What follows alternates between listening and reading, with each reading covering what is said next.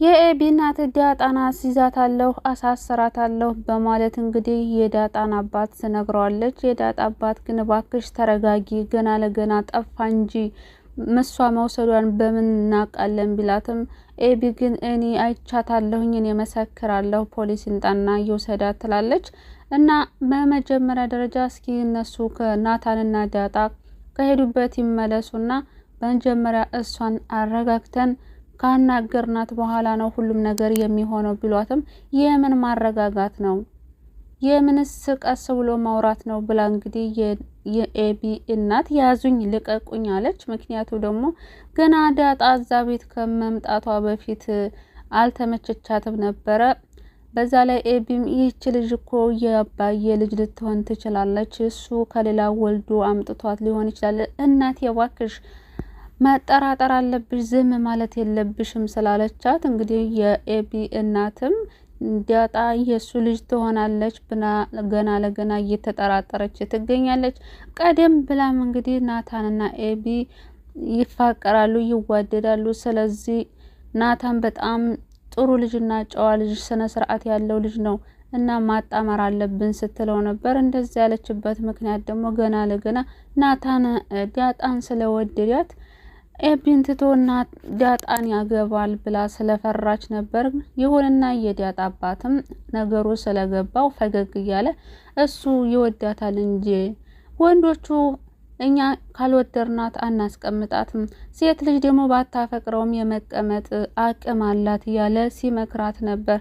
ይሁንና እሷ ግን አይ ይፋቀራሉ አልኩ ይፋቀራሉ ደግሞ ሁኔታቸውን ቆይታ ያለ ትለዋለች።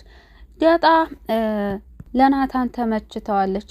ናታን እንግዲህ አንድ ቅጣት አለሽ፣ ቅጣቱን ደግሞ ሂደን ተዝናንተን መጽሐፍ ገዝተን እንመጣለን ነበር ያላት።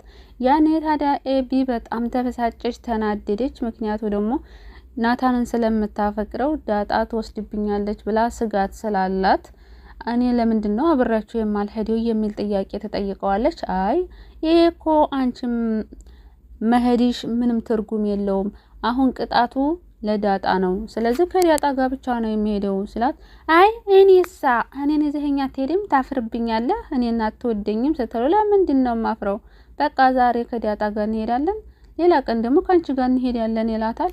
እሷ ግን በጣም ነበር የተናደደችው።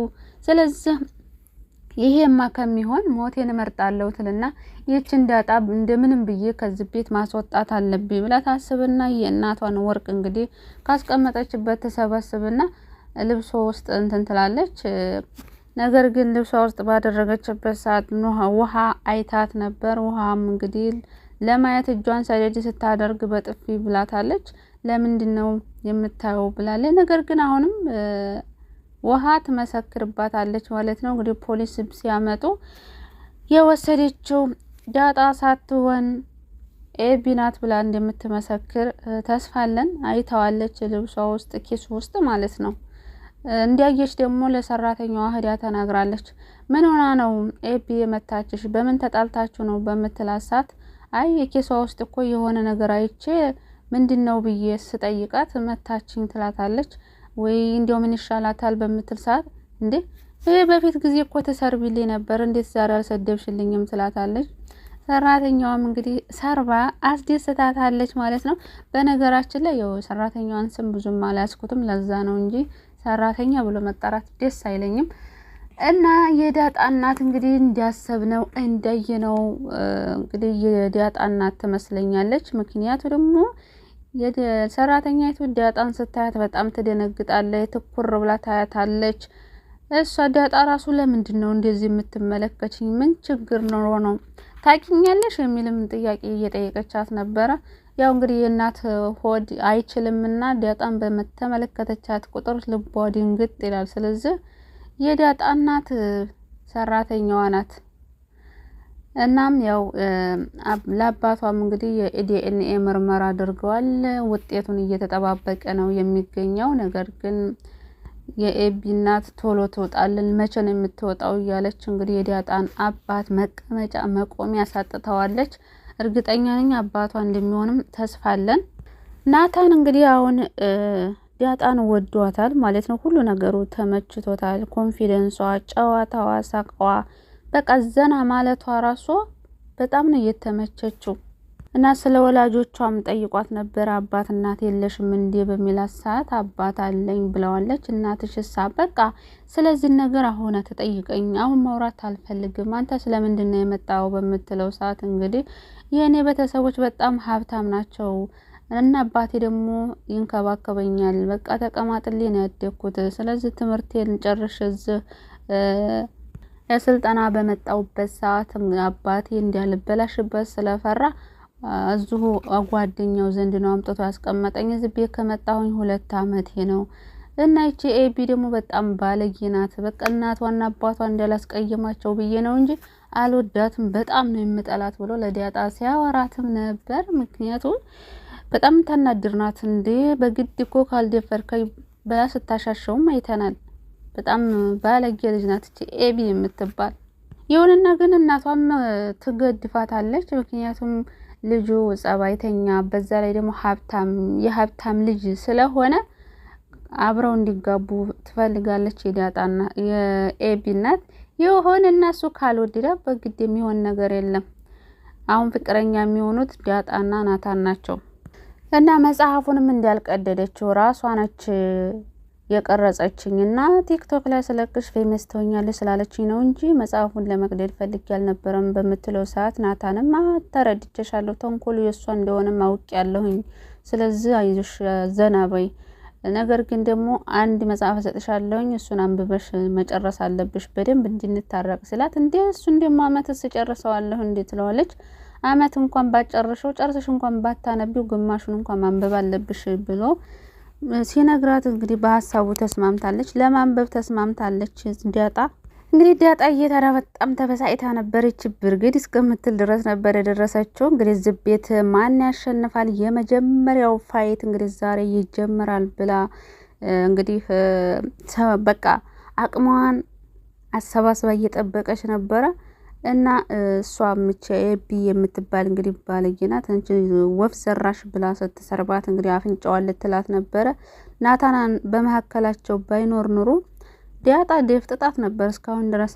ናታንም ኧረ ተረጋጉ እንዴ እኔ ፊት ልትጣሉ ነው እንዴ ብሎ እንግዲህ የሁለት ገላጋይ ሆኗል። ያው ሰው ቤት ስላለ እና ደግሞ የኤቢ እናትና አባት እንዳይቀየሙ ብሎ ስላሰበ ነው እንጂ ኤቢን በጥፊ ቢላት ደስታው ነበር ናታን የዛን ሰዓት።